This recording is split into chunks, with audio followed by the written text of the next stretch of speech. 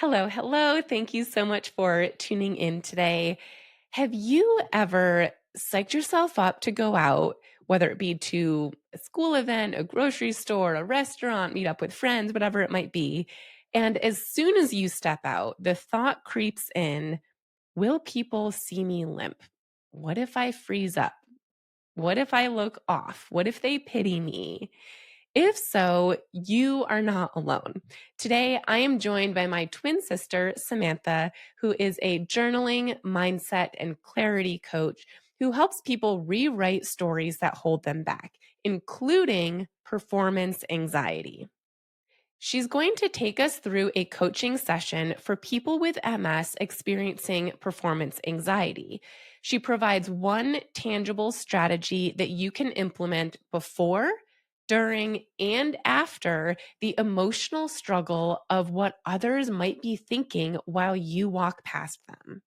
These tips can, of course, carry over into other situations as well. So if you are someone with MS who has that sense of anxiety of what others might be thinking about you, the way that you walk, your condition, this is going to be a great episode for you. And she also has her own podcast where she shares her expertise called Journal Entries.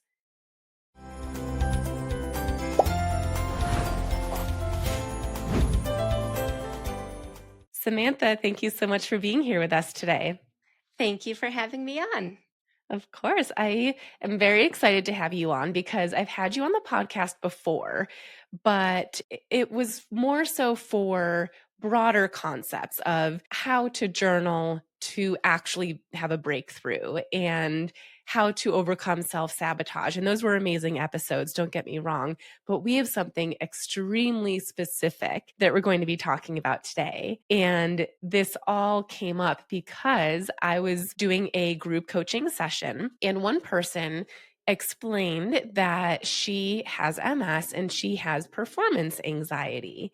And as soon as she explained what she meant by this, about five of the other people said that they also have experienced that on different levels. For some people, it was daily. For other people, it was once in a blue moon. But for some people, this performance anxiety can be crippling and it can isolate them and make them less social. And so that's what we're going to be talking about today. And as soon as they mentioned this on the call, immediately my thought was, oh my gosh, I have to ask Sam because I just know that she has a strategy for this that would be very different from my strategy, which would be more of a physical therapy based strategy. So before we dive into that, can you just share a little bit in case people haven't heard about you and the work that you do from our previous podcast episodes? Yeah, my work is very different from yours. Like you said, yours is very physical and mine is very mental.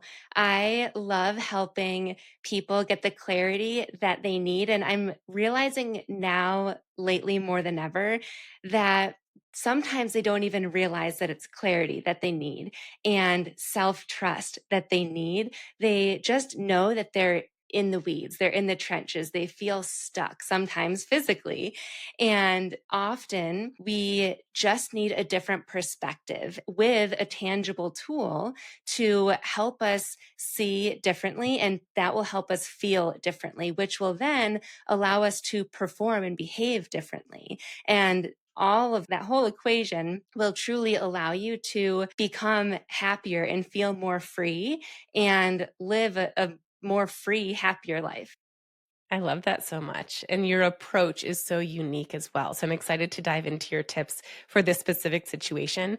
But let's just start off with how you would define performance anxiety, specifically in situations where mobility and visibility intersect.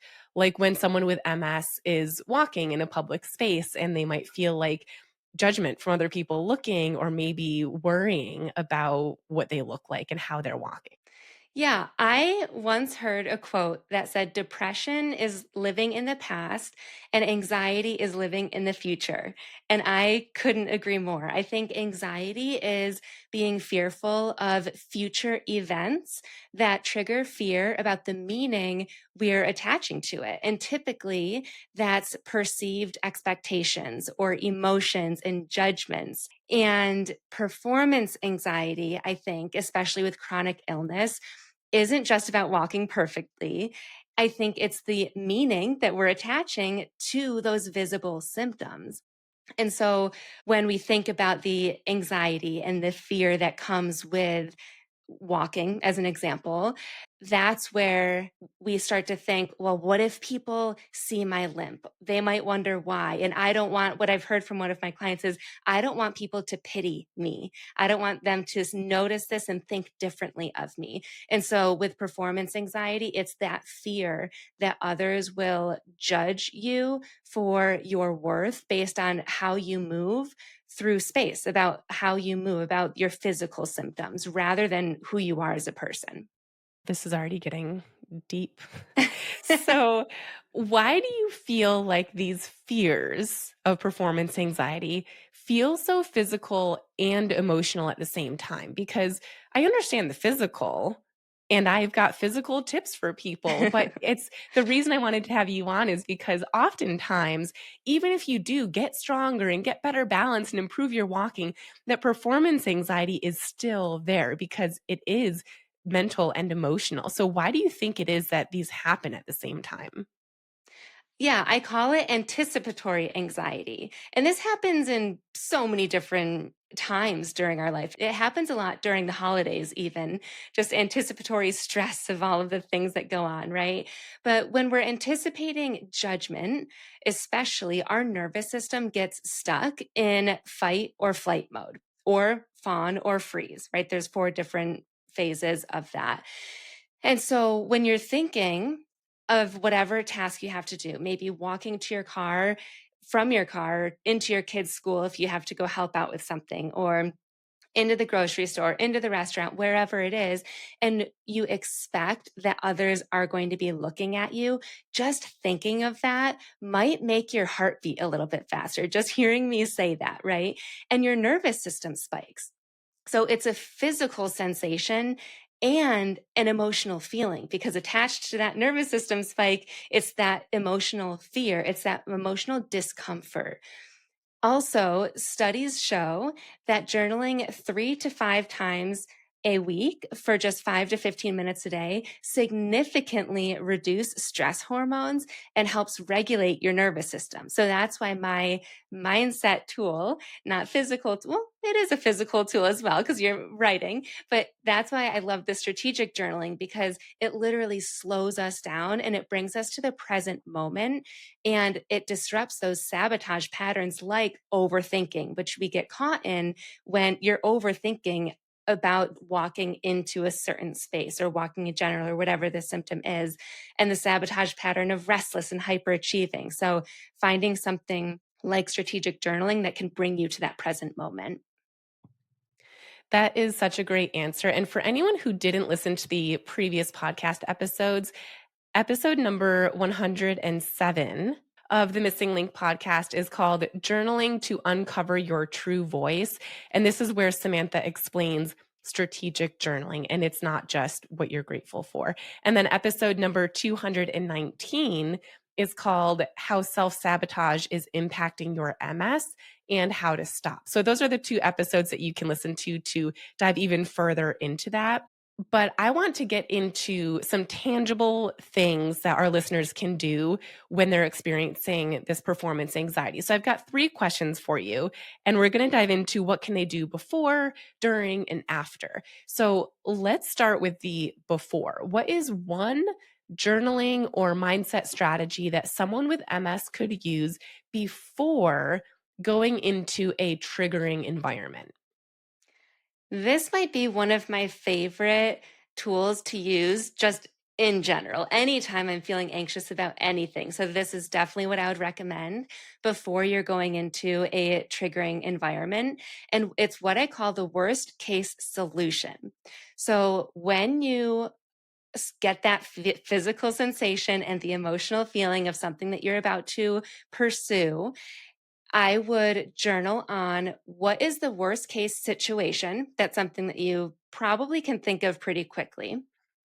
And then journal through what is the worst case solution. If that worst case situation were to happen, what would you do? How would you go about that? What that will do is help you feel comfortable with navigating that if that does happen. And then what you're going to write after the worst case solution is the best case solution.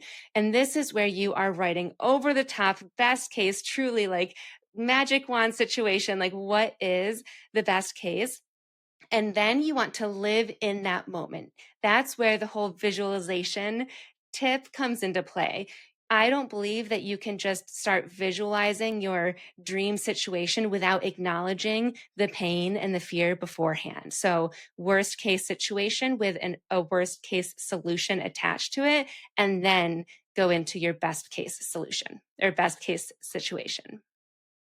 That's a really great tip, and it's reminding me of a TV show, This Is Us. I love that TV show. There was one of the couples in there used to do worst case situation. They didn't do the solution though. I really like that nice little touch to it. Yeah, I mean, on a personal level, I used this when I was going through egg freezing because I had this fear that I just didn't want to do it, even though this was such a personal choice and it was so empowering, right? I was so proud of myself for doing this. But once I started giving myself the shots for IVF, all of this stuff, then I wanted to back out. And I knew that I wouldn't back out. That's just not in me, in my nature to stop doing it. So that's when I started to get the fear of, I can't do this. I don't want to go through with this. And my worst case solution was, what if I get all the way through this and I end up in the hospital? And then as a single mom, I won't be able to pick up my son from school. And I just spiraled and I let myself spiral. I let myself feel the challenging feelings. And what helped the most was coming up with that worst case solution where I came up with, all right, these are all of the people that I think could help me, where I'm going to ask these mom friends who have never picked up Griffin from daycare, but I'm just going to assume that I'm going to ask them. They would be the ones that I would ask to pick up my son. And then my mom can help me do this. My sister can bring me food in the hospital, right?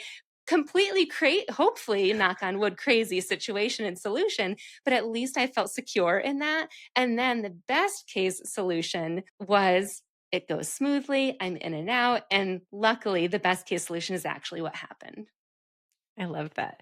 Okay, so let's go into this situation where we are in it. It is happening. So when the person might be in real time walking to the restaurant or meeting up with the friends, picking someone up from daycare, and feeling like eyes are on them. What is a go to calming or grounding practice that they could do in that moment? I always believe that you need to put the focus back on you. Try to not necessarily tune out everybody else because I just don't think that's realistic. But in this situation, I would encourage you to try a presence practice. What that is, again, is just focus on you, not on others' thoughts and others' judgments. And how you do that is by being insanely acutely aware of something that one of your five senses, something that you can feel, see, smell. But I'm going to give you one specific thing that I love doing, and it's touching my thumb to my pointer finger. Those two, the pads of my finger, rubbing them so lightly and rubbing them to feel if I can feel the fingerprint. And just doing that and just knowing that you're trying to feel the fingerprint, you're so aware. I bet you even almost maybe for a second forgot I was speaking, right? You're just so acutely aware of, what am I feeling? Maybe you're trying to feel if there's any heat that's generating from that. Or maybe you point or touch your thumb to your pointer finger, middle finger, ring finger, pinky, and you kind of go from there. So you're bringing the presence physically back to your body so that you're not thinking about what other people are thinking or thinking about your own self awareness and your own judgments. You're just physically present. I love that. So it's basically like distracting yourself so that your focus comes back to you. So this might be a tricky question, but sometimes with MS, distraction is tricky, especially when you're walking, because you have to be focusing on your walking in order to not trip. but I Mm. can see how that might also make you think more about your walking and the people looking at you while you're walking. So, do you have any distraction tips that people who feel like they have to focus on their walking, and if they get too distracted by a conversation or by turning their head to look at people, and that makes their walking worse, what could that person do in this moment where they're having this performance anxiety? I think if they're walking by themselves, I would focus on your steps. I've seen your videos where I think there's 7 different steps to walking that you need to There perfect. Is are. that right? Yes. So I would actually slow down and try to focus on each of those 7 steps. I don't think that it would make you aware of your walking because you're not doing it from a place of other people I'm trying to do the most perfect walk. You are, in this instance, being aware of each of those 7 steps, or maybe just one, the part where you're swinging your foot from the back to the front, right? Or the foot flex or something, one of those 7 steps. Just focus on one of them, knowing that you're doing it because you listened to this podcast episode to tune others out and to focus on yourself. It's just a different intention. So I think that that would be ideal. And if you are with other people, it depends on who you're with, but maybe you try holding their arm, holding their hand, and feel their hand, feel their arm as you walk with them. I love that. Even if it's a mobility aid, like if you're holding a Mhm. cane or a trekking pole or rollator, like are there grooves in it? How Yes. tightly are you squeezing? So that focusing on that sensation, as you said earlier. Yeah. Very cool. Okay, so now so we've got a strategy for before this performance anxiety might kick in, during. Now, what about afterwards? So this is when the person might be ruminating or judging how they were walking or how it felt when they were walking and what people might have been thinking. How can they reframe the experience with compassion rather than shame? This is when I would use my Calm Mind Blueprint, formerly known as the Breakthrough Blueprint. So if you go back and listen to episode 107, I go into a deep dive on this, but I'll give you the bare bones that will be helpful for right now. This is the self reflection piece. This is where you can go back and you can reflect on the actual experience and question it and look at it for what it was rather than what it felt like in the moment. And so, Calm Mind Blueprint is my 5 strategic prompts that get you from the place of how you currently are feeling, which is typically a place of maybe overwhelm, lack, anxiety, to a place of inner peace, self trust, and higher self worth with direction, with steps to get there. And so, what those steps are, the first is, or the prompts, the first prompt is self awareness. It's just journaling about what was the situation? What were your emotions during it? The second prompt is meaning. It's where you are questioning what attachments do you have to that experience, to what just happened. What judgments do you think other people had towards you or you had towards yourself? What expectations did you have? This is the shoulds, right? I should have been able to do that. I should be able to do XYZ. And wasn't able to. So, questioning all the shoulds, the expectations, the judgments that you have for yourself and perceived. And then the third prompt is curiosity, where you're asking, are all of those things true? Should you really be able to do that? Are they really thinking that about you? Are you really holding yourself to that standard? And as you can see, some of these will be yes, some of these will be no. The goal is not to say yes or no to either one of these. It's just opening up your perspective to something different. And then the fourth prompt is clarity. It's what is it that you actually want? How is it that you actually want to feel? Maybe you realize you don't want perfect walking. You just want to feel confident in the walk that you do have, or you want to feel like the person you're walking with is supporting you. Doesn't matter what everybody else around you is thinking. And then the last one, the last of the 5 prompts is action. And these are micro steps. So, what can you do, micro, teeny tiny, that will help you achieve the clarity that you just uncovered? So, that's the Calm Mind Blueprint. Again, after you work through and are in the heat of the moment, that nervous system goes down. It goes back to being slightly more regulated, and you're in a better place where you can start questioning things. I will put the link for people to sign up for the Calm Mind Blueprint in the show notes because I personally, once you created that and shared with me how to use it, I personally use it so often. Most times when I'm journaling, and I'm specifically journaling through a situation, I think of the acronym that you have for that and I take myself through it. And it is so nice because prior to that, gosh, I could journal for like 2 hours and still not have a solution or still not feel any better about the situation. And so this just gets you there faster. So Mhm. I will put the link if anyone's like, oh my gosh, I need that. I will include that. But my next question is so I have sent a few of my clients with MS your way to help with this exact issue. And in some cases, they are feeling stuck for many reasons, but one reason because they don't want to disclose their MS diagnosis, whether it's to their own family members, whether it's to coworkers or whoever. So, how can they hold privacy and confidence at the same time? Yeah. What I want to share is what I told a small group of your clients that were struggling with this, which is you can do both. You can hold privacy and confidence because the goal isn't disclosure. And I think that might be something that we just assume that we have to do, that in order to feel confident, everybody has to know. We just have to Mm, air our dirty laundry, right? right. I think just switching the maybe perspective, but also the goal to finding freedom in your movement again, regardless of who's watching. And I think the way to do that is by separating your worth from your movement.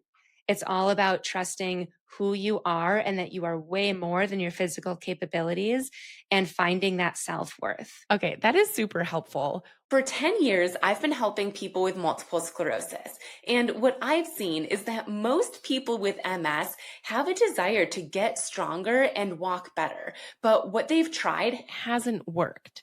I've created a revolutionary program called The Missing Link specifically for people with MS, where I teach you how to strengthen your brain, your muscles, and the neural connection between the two, which is the key to seeing improvements in strength, walking, and everyday activities when you have MS.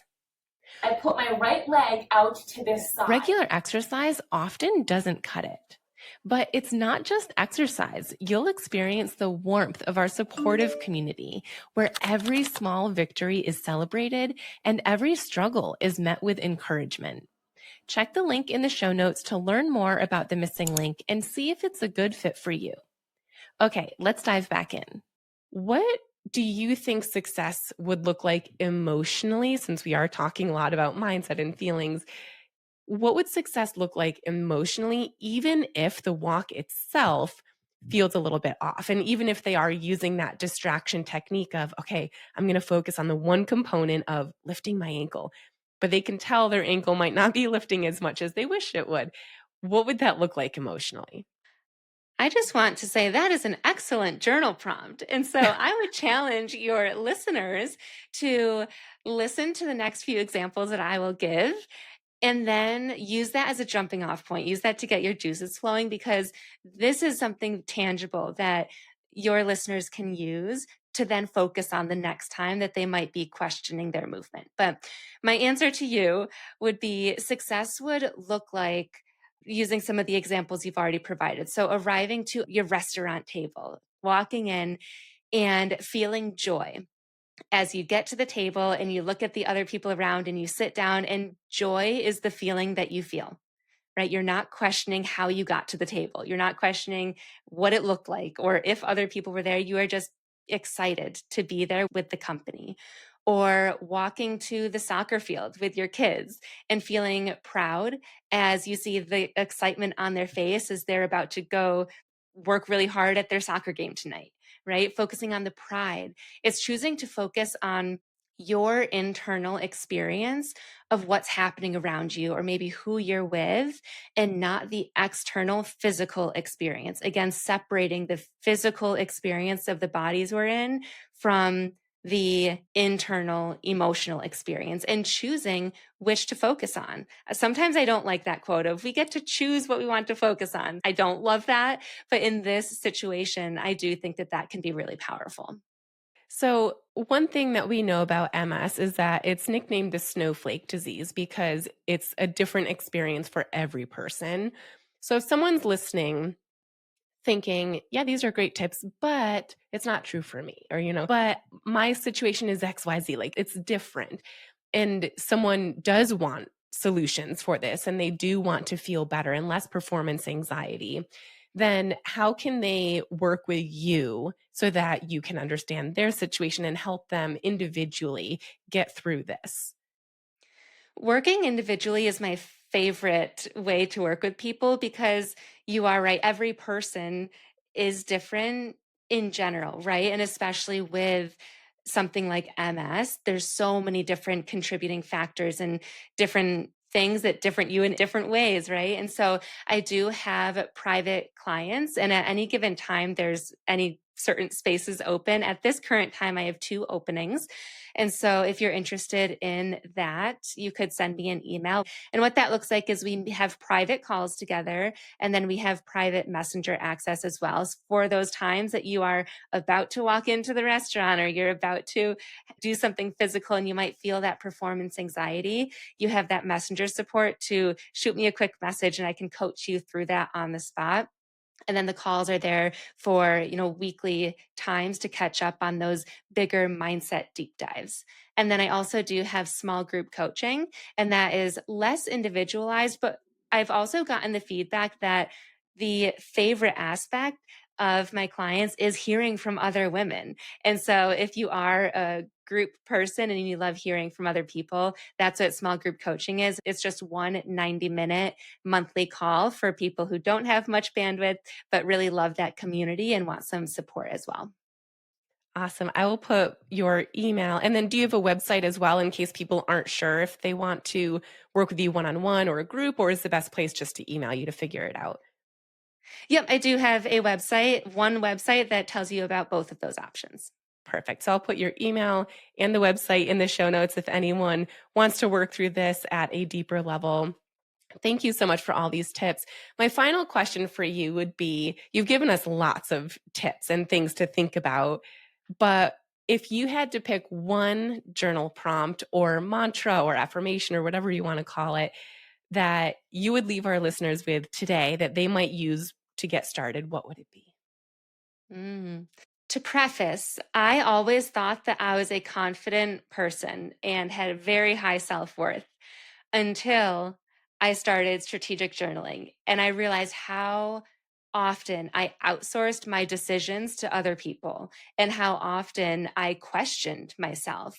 And so, with that in mind, even if you think that you are a very confident person with very high self worth, just putting a pin in that for a second, my prompt for you would be what would I do today if I trusted that my self worth existed completely independent of how others perceive my symptoms?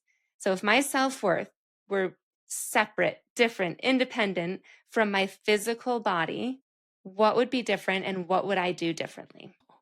I like that. That's a great one.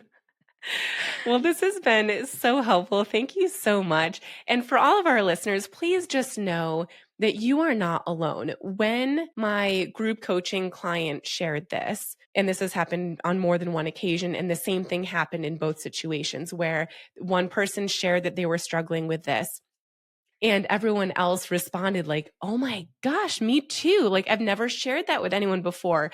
I feel the same way." And it was the first time it literally looked like 5 light bulbs went off in the room because for the first time ever, we were talking about this and someone mentioned something that they were struggling with too. So if you are struggling with this, you are not alone. You are not broken. You can rewrite the story that says that you have to be perfect and confident in all these situations using Samantha's tips and techniques and strategies. So thank you so much, Samantha, for sharing these with us. I really appreciate it. Thanks again for having me.